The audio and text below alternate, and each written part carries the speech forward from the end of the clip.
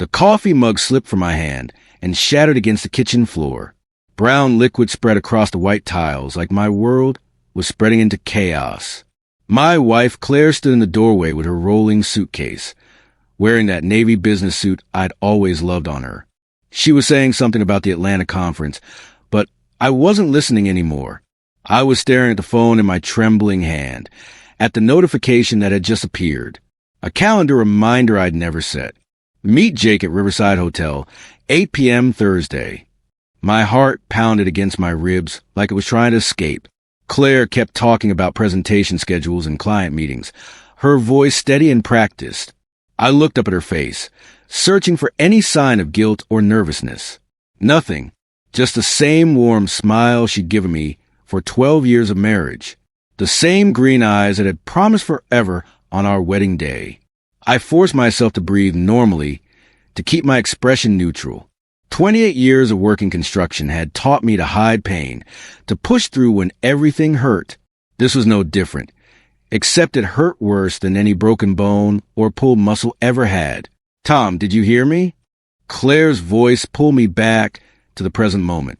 I bent down to pick up the shattered pieces of ceramic, buy myself a few seconds to compose my face. "My name is Tom Bradley. I'm 46 years old, and until 3 minutes ago, I thought I knew my wife. We built a good life together in Columbus, Ohio. Our daughter Emma was studying veterinary medicine at Ohio State. Our son Kyle had just started his junior year of high school.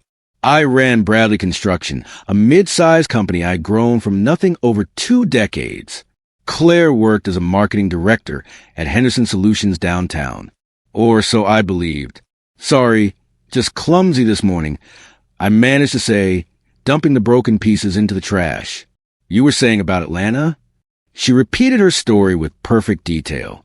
3-day conference at the Hilton downtown. Meetings with potential clients from Tennessee. Back home Saturday evening. Every word sounded rehearsed, like she'd practiced this lie until it became smooth as silk.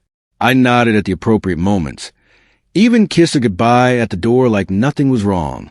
After Claire's car disappeared down our tree-lined street, I sat at the kitchen table and stared at that notification again. Meet Jake at Riverside Hotel. Thursday was today. I hadn't synced my phone with Claire's calendar in years, not since we'd shared a family account for coordinating kids' activities. Somehow, her calendar was still feeding into mine, probably through some forgotten cloud connection.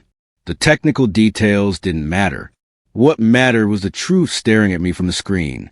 I opened my laptop and searched for Riverside Hotel. Not in Atlanta. Right here in Columbus, 15 minutes from our house on the north side of town. A boutique hotel known for its discretion and romantic atmosphere. My hands shook as I scrolled through the photos online. Candlelit restaurant, luxury suites, couples walking hand in hand through elegant corridors. This wasn't a business meeting location. This was where people went to hide affairs. My stomach churned with a mixture of rage and disbelief. 12 years. 2 kids. A mortgage. Family vacations to the beach every summer. How long had she been lying? I called my foreman, Pete Harrison, and told him I'd be out for the rest of the week. Family emergency, I said, which wasn't exactly a lie. Pete had worked for me for 15 years. He heard something in my voice and didn't ask questions, just promised to handle the Westbrook project we were finishing. Then I sat in my truck in the driveway, trying to decide what to do next. Part of me wanted to drive straight to that hotel and confront them both. But that would be stupid, reactive, the kind of mistake that destroys your position before you understand the full situation.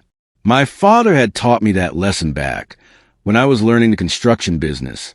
Never make decisions when you're angry. Gather information first, then act from a position of strength. I took several deep breaths, forcing the red haze of fury to clear from my mind. If Claire was having an affair, I needed proof. Not just a calendar notification that could be explained away, but solid, undeniable evidence. I needed to know how long this had been going on, how serious it was, whether our entire marriage had been a lie. I drove to an electronics store across town and bought 3 things: a small voice recorder, a GPS tracker, and a basic security camera. The total came to $400. Expensive, but worth every penny for the truth. The clerk, a kid maybe 20 years old, asked if I was setting up home security. I just nodded and left before he could start his sales pitch. Back home, I installed the voice recorder under the driver's seat of Claire's sedan, secured with heavy-duty tape. The GPS tracker went in the wheel well, magnetic mount holding it firmly against a metal frame. The camera I set up in our bedroom, hidden inside a bookshelf where it had a clear view of the whole room. My hands worked automatically, muscle memory from years of installing things on job sites. But my mind was somewhere else, replaying every conversation from the past few months. Had there been signs? Late nights at the office, sure, but Claire had always been ambitious. More attention to her appearance, new clothes and makeup, but I thought she was just taking pride in her career success. Business trips that seemed to happen more frequently, but Henderson Solutions was growing, expanding into new markets. That evening, I picked up Kyle from basketball practice like normal. My 17-year-old son talked excitedly about the upcoming game against their rivals, about college scouts who might be watching, about his friend's new car. I made the right responses, asked the right questions, but inside I was hollow. How do you tell your kids that their mother might be destroying your family?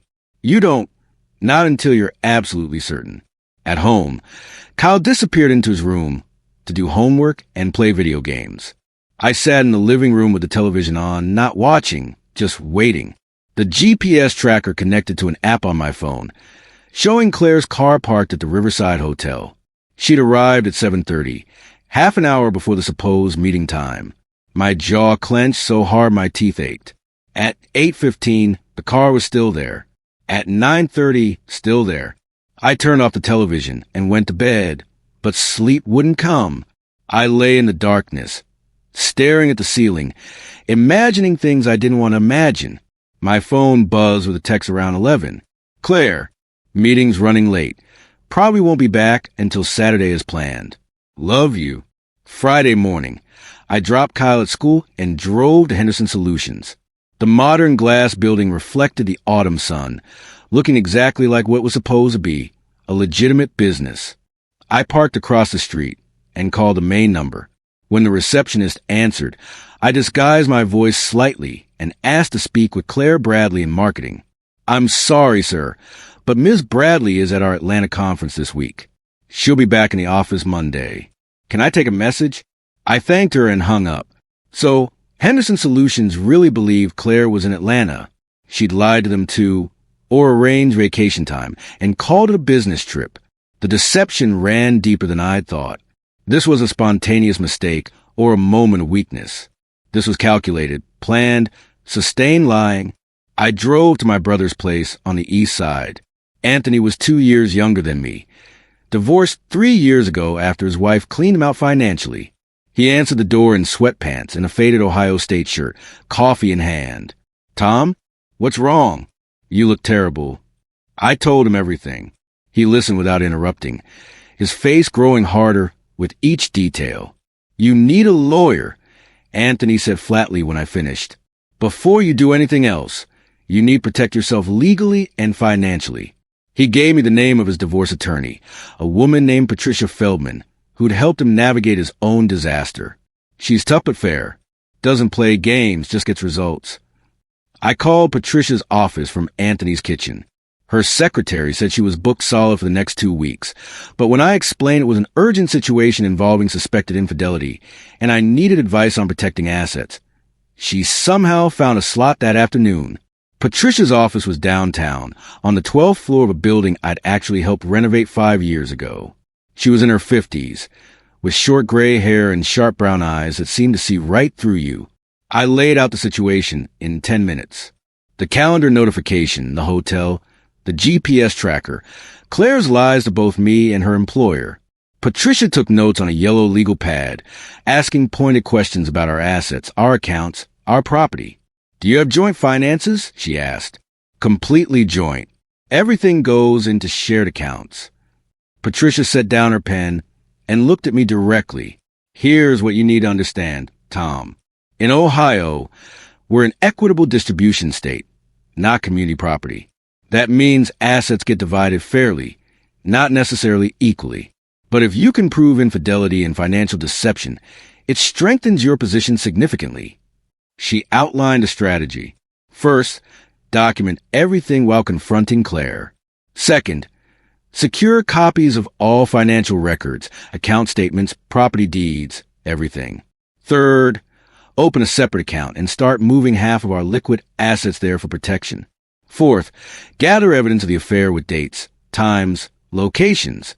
The voice recorder you installed is a gamble, Patricia warned. Ohio is a one-party consent state for recordings, which means you only need one person's consent. But since you're not present during the conversations, there's a legal gray area. She paused. However, GPS tracking your own vehicle is completely legal, and cameras in your own home are legal as long as they're not in private areas like bathrooms. The bedroom camera might be questioned, but since it's your shared bedroom, you have as much right to install security as she does to privacy. I left Patricia's office with a clear plan and a retainer agreement for $5,000, worth every penny to protect what I'd built over 28 years of hard work. The rest of Friday, I spent gathering documents, bank statements from our joint accounts, showing steady deposits from my business and Claire's salary, the mortgage paperwork for our house, purchased 8 years ago when the market dipped, title to the cabin on Lake Erie that we bought as an investment and family getaway, my business records showing Bradley Construction's value at roughly $2 million. By evening, I had everything copied and stored in a safe deposit box at a different bank than we normally used. Kyle asked why I seemed distracted during dinner. I blamed work stress, a complicated project with permit issues. He accepted it and returned to his phone, texting friends about weekend plans. After he went to bed, I checked the GPS tracker.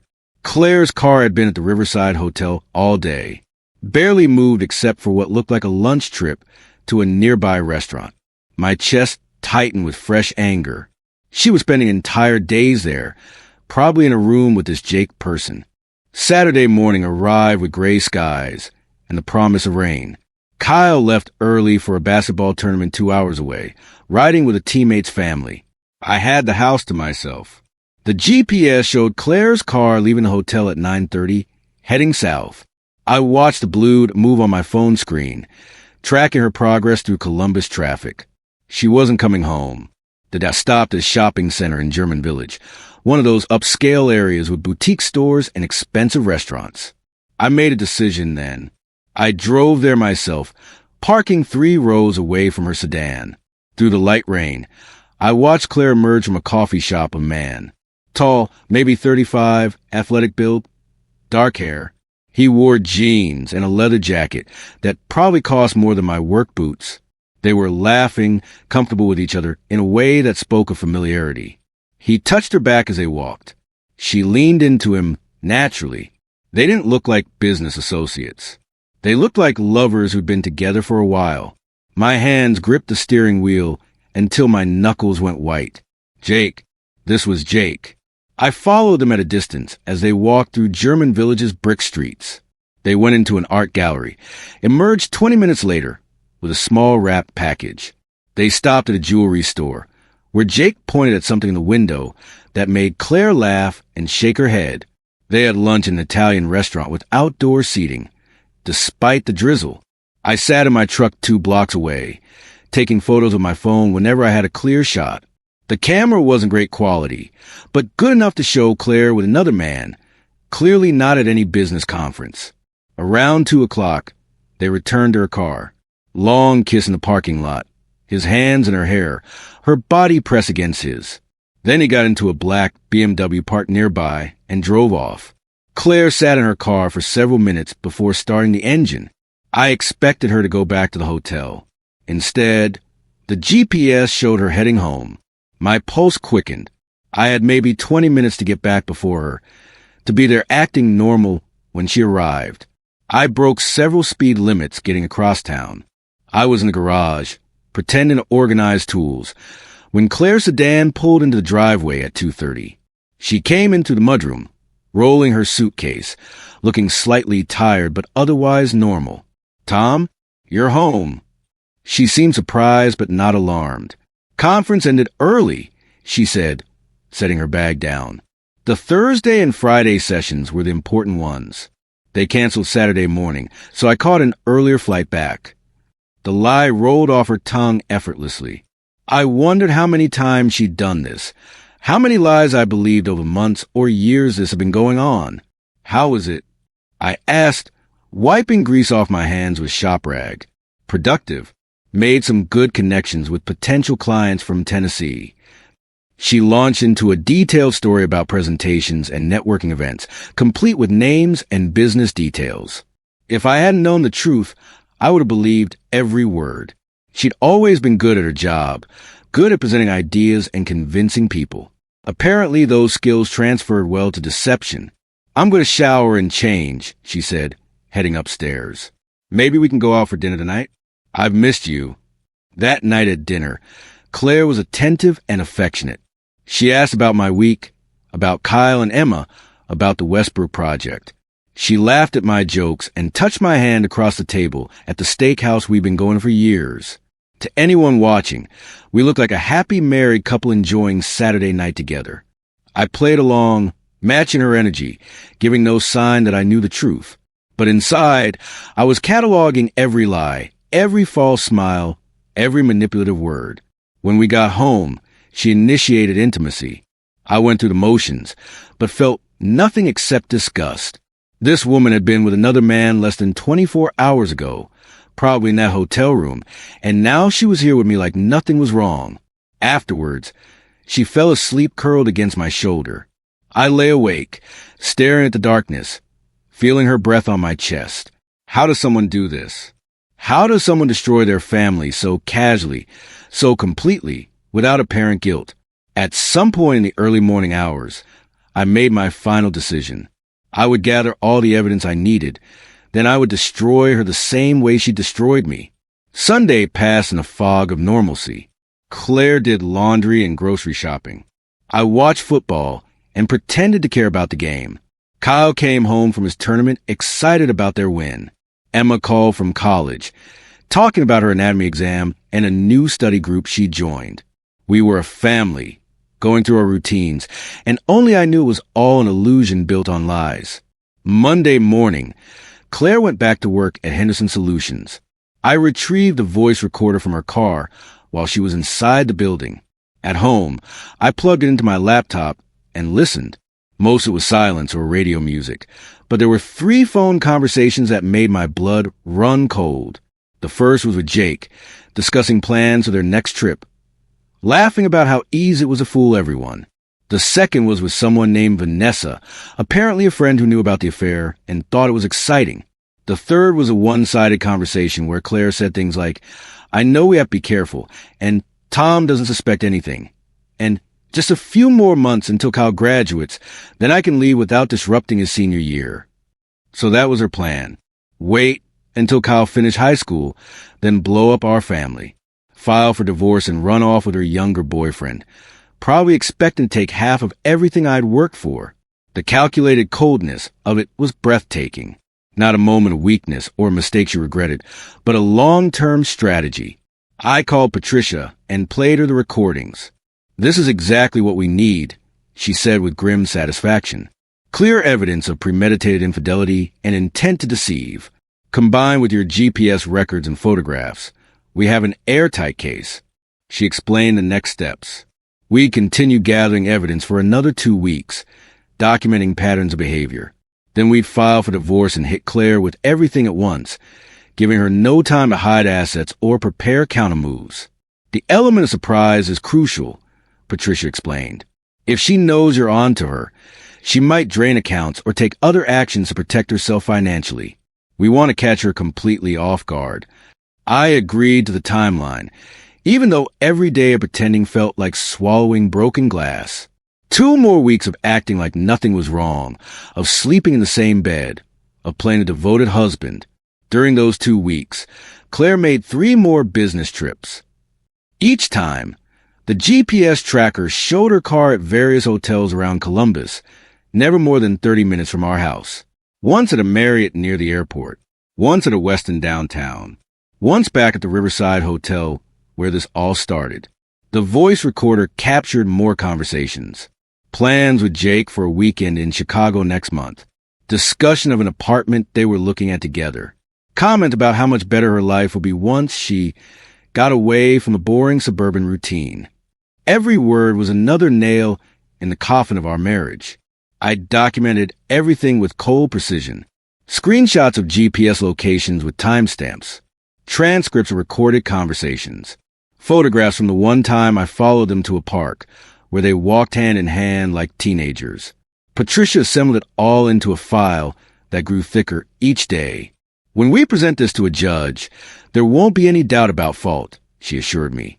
Ohio may be no fault for divorce, but evidence of infidelity absolutely affects asset division and spousal support decisions. On a Tuesday evening, 2 weeks into my investigation, Claire came home from work cheerful and excited. She'd gotten a promotion, she announced. Marketing director to vice president of strategic development.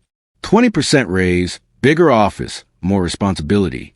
We celebrated with champagne and takeout from Kyle's favorite Chinese restaurant. She talked about her new responsibilities, the team she'd be managing, the opportunities for growth. All of it lies, I assumed.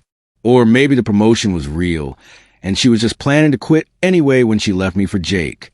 That night, after Claire fell asleep, I went downstairs and opened a bottle of whiskey. Not to get drunk, just to feel something other than the numbness that had settled over me. My phone buzzed with a text from Anthony. How are you holding up? I typed back, 2 more days, then it's war. He replied with a thumbs up emoji and a warning. Don't do anything stupid. Follow the lawyer's plan. He was right, of course. Revenge fantasies wouldn't accomplish anything. The legal approach was smarter, cleaner, more effective. But part of me still wanted to confront Jake to make him understand the damage he'd helped cause. Thursday morning arrived like any other. Claire left for work at 7:30, kissing me goodbye and reminding me about Kyle's basketball game that evening. I waited until 8, then called Patricia. It's time, I said. Let's do this today. At 10 o'clock, I sat in Patricia's office while she filed the divorce petition electronically with the county court. The grounds were adultery with supporting evidence attached. Request for equitable division of assets with consideration of fault. Request for primary custody of Kyle as a minor. Request that Claire receive no spousal support due to her own substantial income and marital misconduct.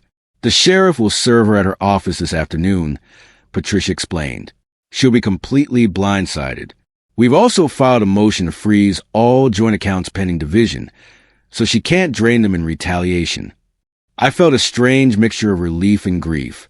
Relief that the line was over, that I could stop pretending.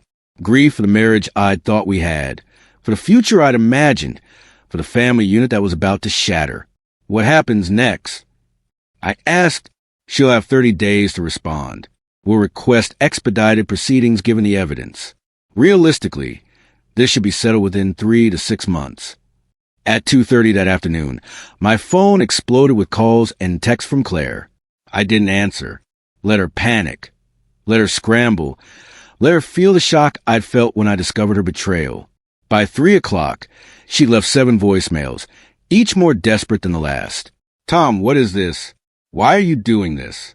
We need to talk. Please call me. This is insane. You can't just file for divorce without talking to me. Tom, please. I listened to each message once, then deleted them. Patricia had been clear. No direct communication except through attorneys.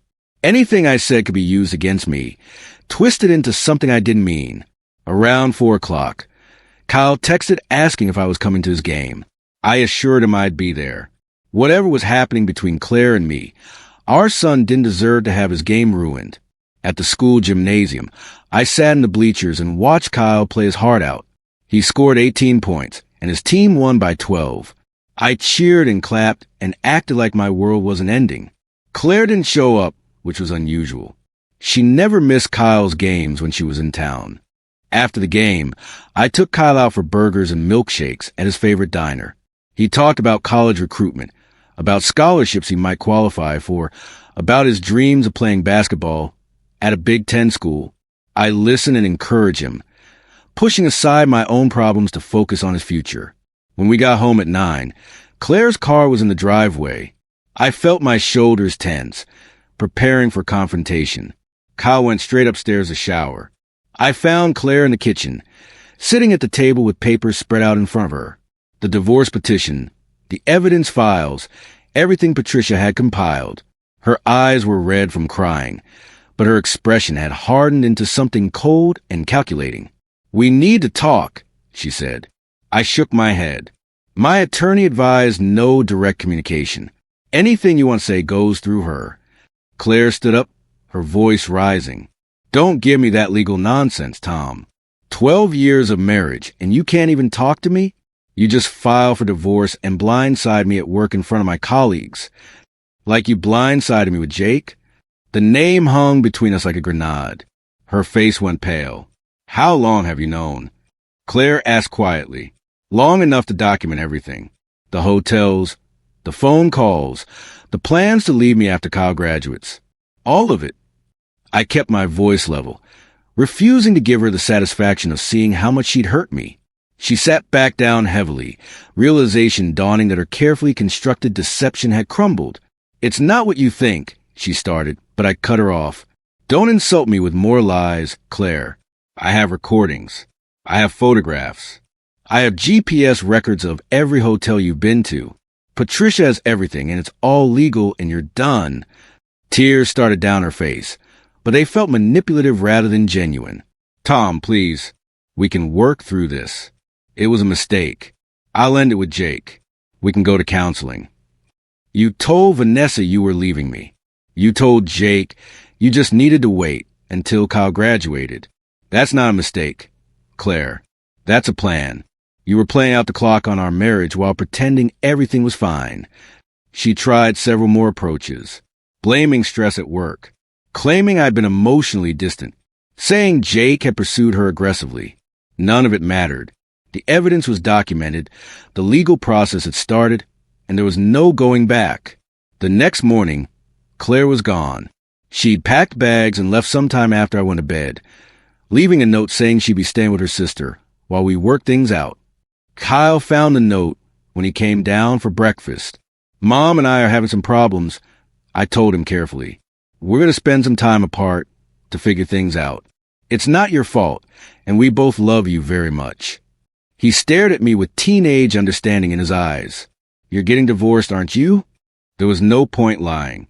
"Probably yes." Kyle nodded slowly, processing.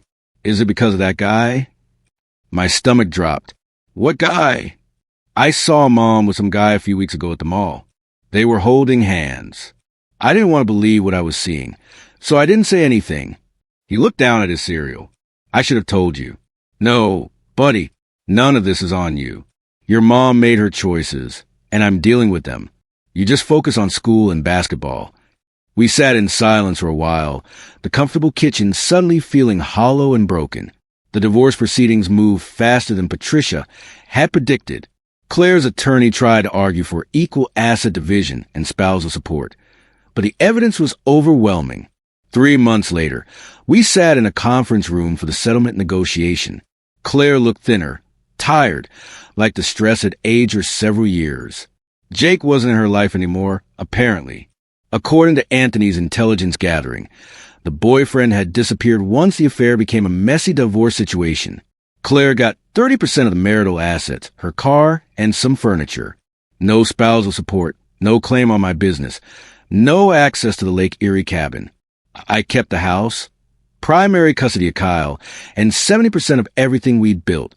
Patricia had been brilliant, using every piece of evidence to demonstrate that Claire's misconduct warranted the unequal division. In a no-fault state, this outcome is almost unheard of, she told me afterwards. But your documentation made it impossible for them to argue otherwise. Claire signed the papers with shaking hands, never meeting my eyes. As we left the building separately, I felt empty rather than victorious. 6 months after that terrible Thursday when I found the calendar notification, I stood in my kitchen making coffee as morning light streamed through the windows. Kyle was upstairs getting ready for school, his final semester before college. Emma would be home from Ohio State next weekend for spring break. The house felt different now. quieter but somehow more honest. Claire had moved to Cincinnati, working for a smaller marketing firm after leaving Henderson Solutions. We communicated only about Kyle, brief texts about schedules and expenses. He spent alternate weekends with her, though he told me privately he preferred being home. I'd started dating again, nothing serious, just coffee with a woman named Beth who worked at the lumber supplier I used for construction projects. Anthony said I seemed lighter, more like my old self. Maybe he was right. The betrayal still hurt sometimes, late at night when sleep wouldn't come. But I'd survived it, protected what mattered, and built something new from a wreckage. My phone buzzed with a text from Kyle. "Dad, can we get breakfast burritos on the way to school?" I smiled and typed back yes. Life moved forward, one ordinary morning at a time.